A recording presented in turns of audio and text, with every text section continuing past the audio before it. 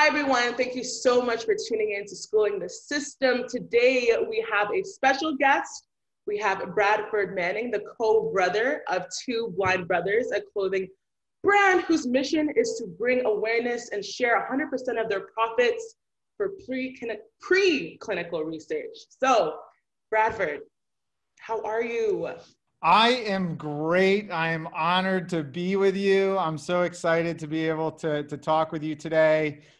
We are in the midst of our holiday season, which makes us feel like we are in Santa's workshop trying to get all these orders out to all these people. So it is a little busy over here, but we're very grateful. We're grateful for the attention and grateful to be here. I'm so glad to hear that. I know it's busy season, holiday season, lots of orders coming in, lots to take care of. So I'm so happy to hear that you guys are doing great over there.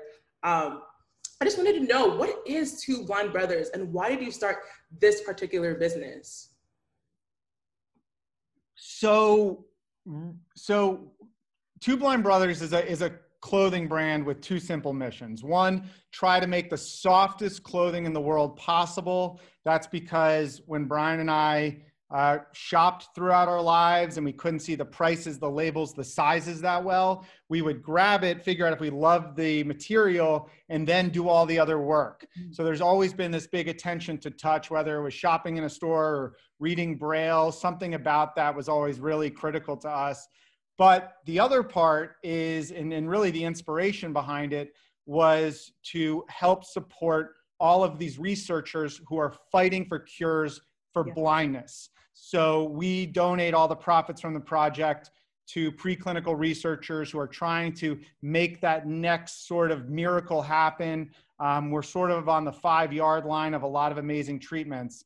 And so that's what it is. It really started as a passion project for my brother and I. We got very lucky with some attention on it and the community response to it. And now we're having a lot of fun and we're trying to do as much with it as we can.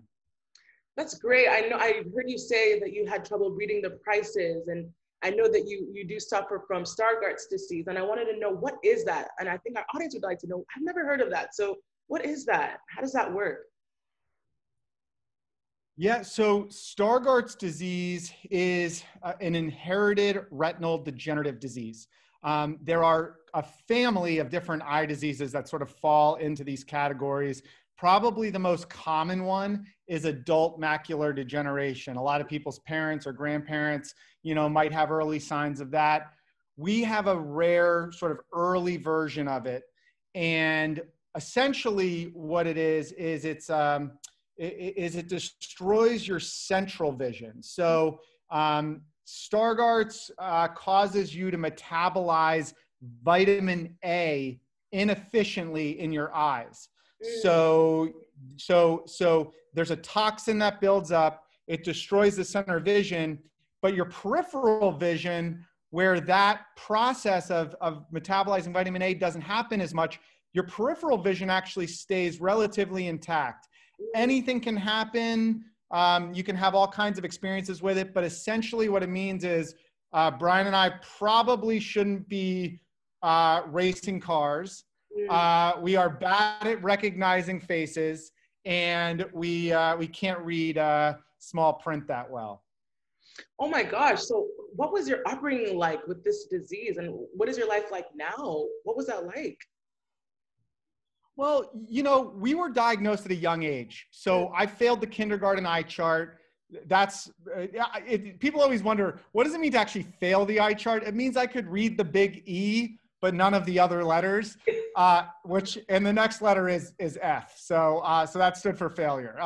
But when I was set, they didn't know what was wrong with my eyesight. But after about 2 years, I just saw a specialist, we figured it out. The thing is we were very lucky to have great parents, because when you're young, you don't know what a particular challenge means. You might think everyone is like this, or everyone has it worse than you, or better, you take your cues from the environment around you. And that was our parents. So they gave us this great blessing of kind of telling us, yeah, like big deal. You have bad eyesight. Everyone else has challenges too. Like, let's move on, you know, like next, let's just move forward. And it kind of became this kind of relegated thing where, you know, it would always come up. Oh, I can't see something on the board, you know, or I can't maybe play this sport, but our parents always relativized it to make it feel like it was just like what anybody else was going through. There were a ton of tough moments. I mean, once you got a little bit older and kids would pick on you for it, or you might feel isolated in a certain situation, all of those experiences are 100% true and they aren't easy. But the hope is, and what we try to express to people who are going through something where they have a unique challenge is, at the end of the day, a lot of this friction, a lot of these awkward moments, a lot of those embarrassing situations, what they do is they actually force you to call forth your creativity, your assertiveness, your coping, your independence, your resilience. So, you know, maybe the first time somebody says something to you, it really hits you.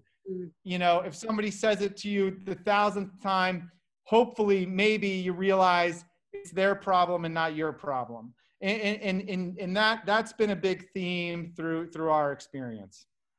Yeah, I think the part that stuck out to me with what you said was that you go through these challenges, but it kind of forces you to be more creative and come up with things. And I feel like that was kind of how this project potentially started, right? So I kind of want to know, how has your clothing brand and your creation impacted the blind community in general?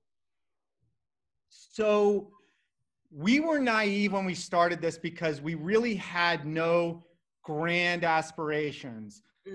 Really, we thought this would be a lot of fun. We had a friend who worked in the fashion space in New York, who knew a small production company. We thought, we're going to make these shirts, you know, these Henley shirts that we love to wear. And we do cool things like put Braille details on them. And then we would just do it, you know, on the side for the benefit of the Foundation Fighting Blindness. As soon as we launched, within a few months, we started to get some very fortunate sort of like local news and some stories written about what we were trying to do. And immediately it hit us like a ton of bricks. This was not so much about the clothing. It was not so much about the research, although we work every day to try to convince people that both of those things are so important. Yeah. The community, lifting up people who actually haven't met or seen or related to two people who might be going through something that they've been going through.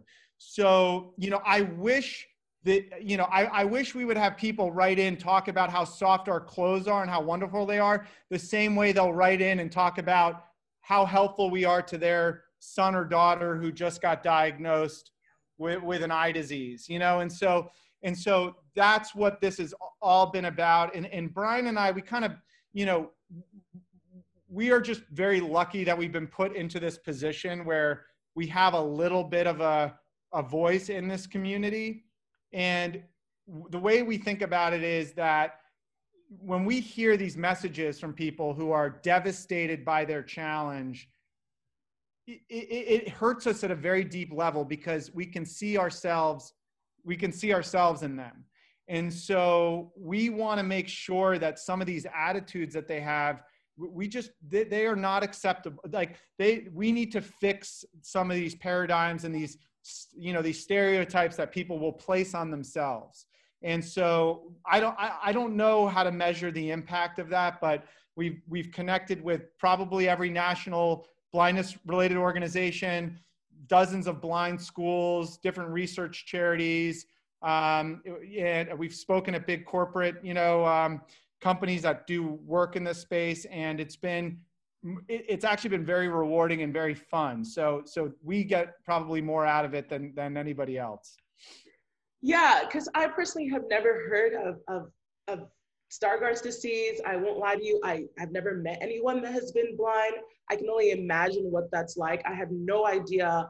And I think just feeling alone in that aspect, or feeling like no one understands you, it can be very, very sad. It can be very, very tough and challenging. And I think you have brought forth a clothing brand, but like you said, also a community that can come together and uplift and build confidence and let them know that, you know, you may be going through this, like what you and your brother went through.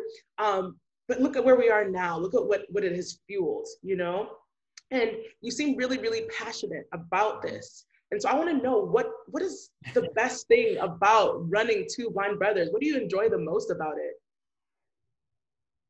It's being able to help out that family or that individual who is going through that critical moment where they think that they aren't good enough or able to compete, or that they're relegated to be, you know, a greeter at some department store because they'll never be able to do anything else. I mean, that hurts us at a deep level. And so if we can actually, you know, show, don't tell, you know, we're a big believer in that exposure solves a lot of misconceptions. You know, you know, if there's somebody or some lifestyle or some way that people live their lives that is sort of not familiar or uncomfortable for you, and you actually spend time with those people, all of a sudden 99% of the misunderstandings, you know, will go away. And so we're big believers in trying to be out there,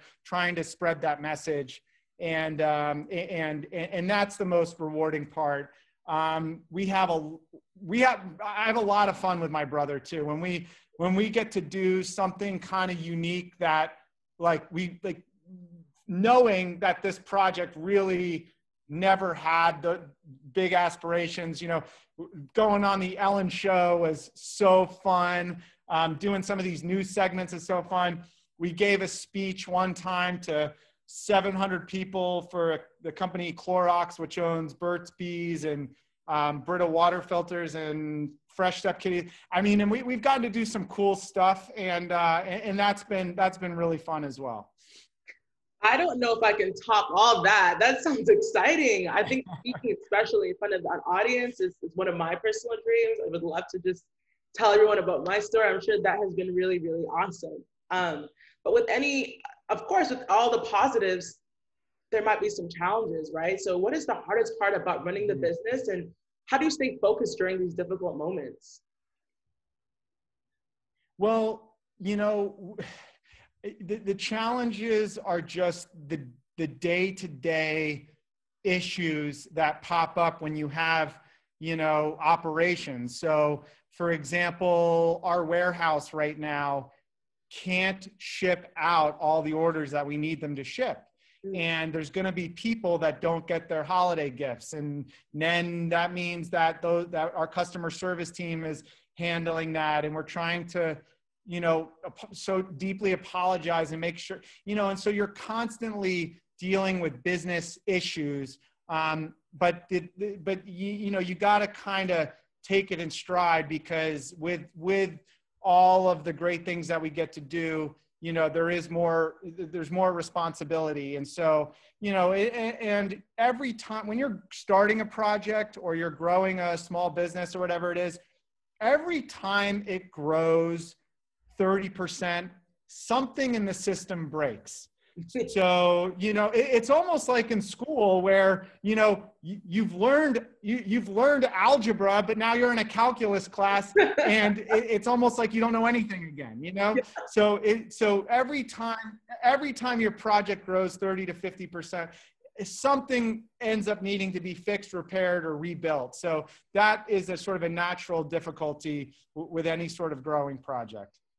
That is so true. It's like when you're accelerating, you're doing so well, everything is going great, something happens and you're like, you feel like you're back at square one. You're really not, but it is tough. It really, really is tough. And with that, what are some characteristics or skills that you think would be necessary for anyone with a disability wanting to start an apparel or e-commerce business? It doesn't have to be a disability, it could be anyone. What are some tips or some advice you have?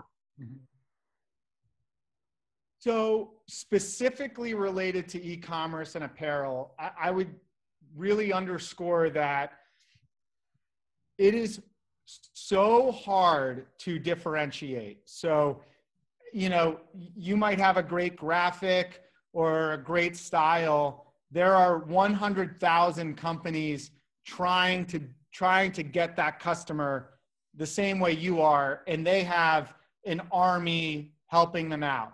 So what's important to realize is that your first objective is to have a reason for this to exist that is like the most interesting thing someone's going to hear that day. So like everybody thinks, oh, I'll start some nice brand, good quality at a good price. That message is a great message, but it's just diluted by the 100,000 people saying it. You know, what we realized through a lot of like marketing on social media and the news is that the bar to sort of rise above the noise is a bit higher than most people think. And that's why, you know, this shop blind mystery box experience on our website actually outperforms our normal sort of clothing website where people actually get more information, but the narrative and the story and the experience is much more novel. So that's the first thing, is you have to be able to communicate your story. You have to understand that you are more of a media company than you are a clothing brand, you know? So that's kind of how we think about it. Yeah, you touched a little bit on the Shop Blind event. Can you elaborate a little bit on that? What is that? Yeah, so you know, Brian and I have realized that one of the greatest tools in our lives is trust in others. So if we can't see a menu in a restaurant, we might trust a waiter for a recommendation, or the person sitting next to us. Or if we can't see the station when we're riding the subway, we might turn to the person next to us and say, hey, can you just let me know when we get to, you know, 34th Street? So we just always go to 34th Street now. But the idea is, yeah, the idea is that, you know, these little acts of trust actually lift us up 99.9% of the time. And so the Shop Blind experience is trying to create that environment where someone has the opportunity to trust us. Yeah. So we take down all the pictures, all the images, all the descriptions. We just have a couple price points, and the question, will you shop blind? And so they'll order and they'll get a mystery box. And, you know, the 100% of the profits go to the Foundation Fighting Blindness. If they don't love it, they can't always return it, and they will love it. So those are the three promises. That sounds really fun. There's nothing like, is it like what, Russian roulette? A kind of a form of Russian roulette, or not knowing what you're gonna get and you just select one? Is that a good version? A good version of Russian roulette where there's not actually someone shooting you, but giving you a gift. Even better, even better. I kind of wanted to know, so we talked so much about your progress and all that you've done, and it's been amazing, and you've had a great several years here. So I wanted to know, what are some plans you have for the future, and what are some things that you're looking forward to for Two Blind Brothers? So a couple things. We're trying to find a great partner, a big retail partner that wants to team up on the Shop Blind experience with us, so we can actually include different companies' products in the experience. I think that'd be a really fun, I think it's a really good idea. I think that'd be a lot of fun and good for us too. And then I also, you know, it's weird because we're in this stage with this project, since we give the profits to charity and to the Foundation Fighting Blindness, this isn't something that we're ever going to sell. This isn't something we're ever going to get rich off of. Our greatest aspiration with this is if we can actually lay out a blueprint so that somebody who has their own personal mission, whether, anything that might be, that draws in your convictions. It might be really, whether it's that next project around autism or the deaf community or suicide prevention or the homeless or social justice, whatever that is, you know, we want to help show like how people can actually do this, because we really didn't have those aspirations. And it's there's nothing special about what we're doing other than our story. So, I mean, we'd love to think that our products are special, but that's not why we get attention. And so in that same way, we think that that next project, that next family, the next individual, the next mother, father that wants to leverage their project, build a community, we'd love to be helpful in kind of showing how that can be done. Yeah, I think I can agree with that, especially since 100% of your profits go to preclinical research. That is, honestly, I've never heard of that, but I think that's amazing. So you don't even really, I don't want to say you don't care for the gain, but you're willing to give back. That is more so your reason. And creating a community, like you said, and bringing people closer and giving people a platform and feeling like they're not alone is super important. So with that, I want to know just a little bit about what you've been up to. What have you been reading? What have you been listening? I know the pandemic came and just ruined everything, everyone's plans, but how have you been coping with that? And what have you been doing? So it's so funny. I'm normally living in New York City.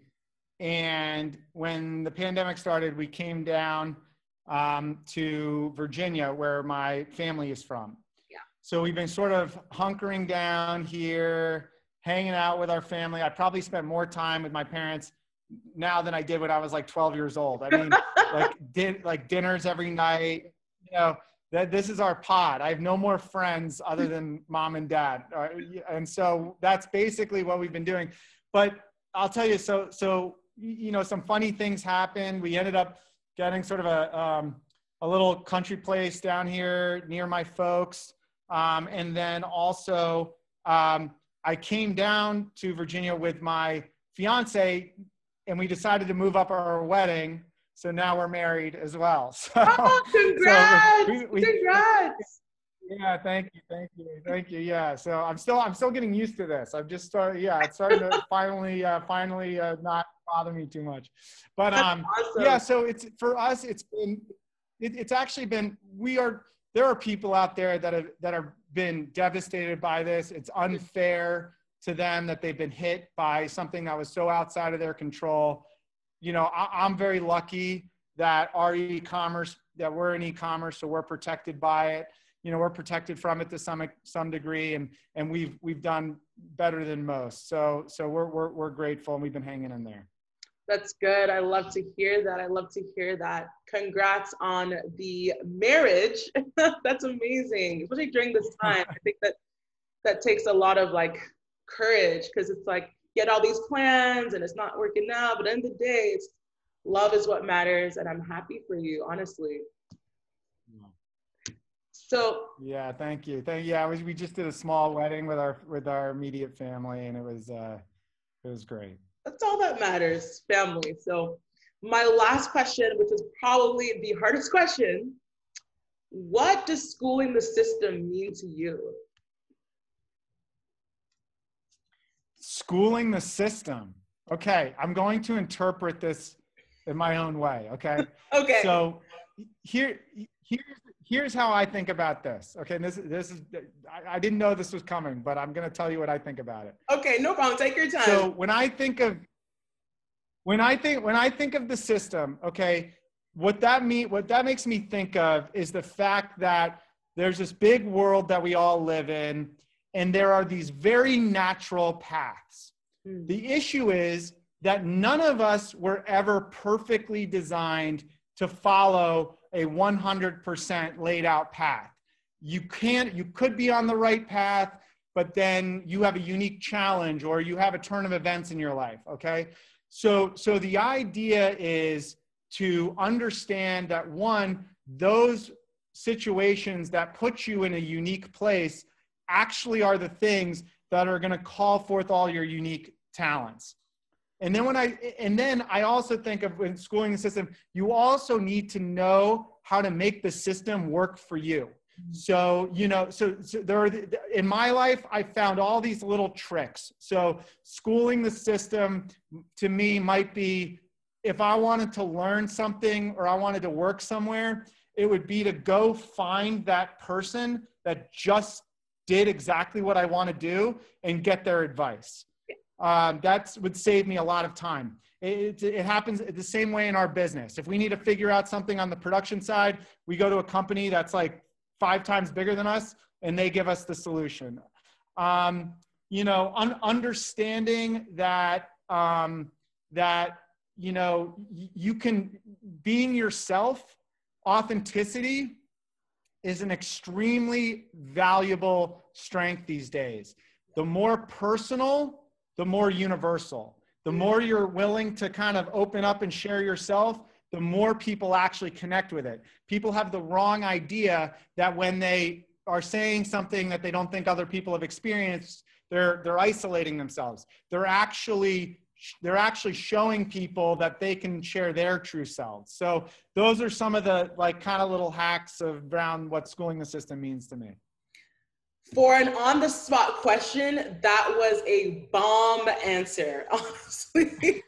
The part that stuck out to me the most was the fact that letting the system also work for you is super, super, super important. But I don't want to take any more of your time today, Bradford. I enjoyed talking to you so much.